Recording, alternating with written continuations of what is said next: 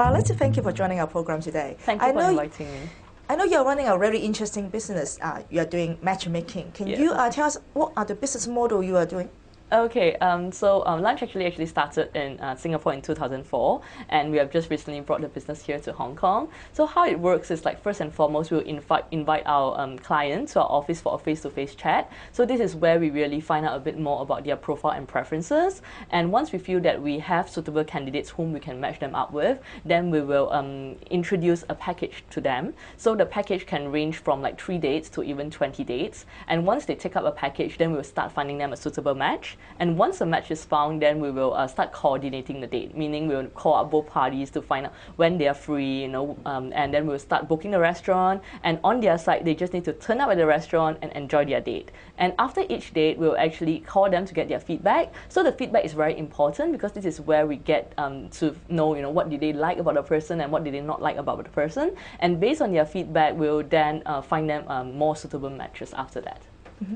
So what happens if the lady does not like the guy or the guy does not like the lady? Do they still need to pay the membership fee? Yes, because the membership fee is upfront. But how we go about it is because we have explained to them that it's a repetitive process where we refine each and every date. Because sometimes when our member comes to us, they might not be very well aware about exactly what they are looking for. But after going on a date, then they realize that actually I prefer this about the person and not that about the person. And based on that feedback, then we can help to find a match closer to what they are looking for. Mm-hmm. I know you recently expand your business in Hong Kong. Mm-hmm. Can you tell us why you think there are business prospects in this area, in this city?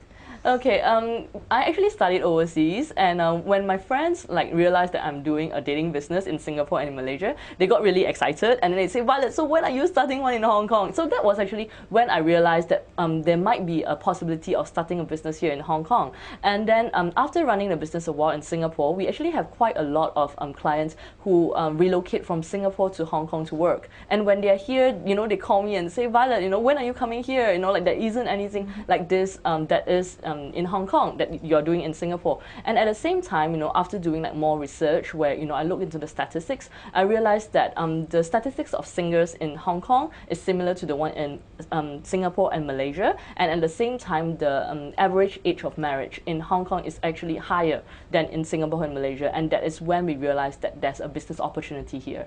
But I can see you have a lot of competitors. For example, people can get the Facebook or other channel on the internet to find another half. Mm-hmm. Why bother to pay the membership fee to your business to find the date? Okay, it's because actually online dating is really good for matchmaking, because previously, a lot of people think matchmaking is very passé. They think that it's very old-fashioned. But after online dating come into the picture, a lot of people have tried it, and some of them have actually found success through it. But a lot of them have found that online dating is very frustrating because first and foremost, you don't really know whether the person that you're meeting is really who they say they are. So, a guy who say that he's 30 years old could be 13 years old. So this is one of the drawbacks of online dating. And as people get more and more open to using a third party to meet someone, then they realize that, oh, why not use a matchmaker? Because it is really more convenient, and that the person whom you'll be meeting has been pre-screened by the matchmaker.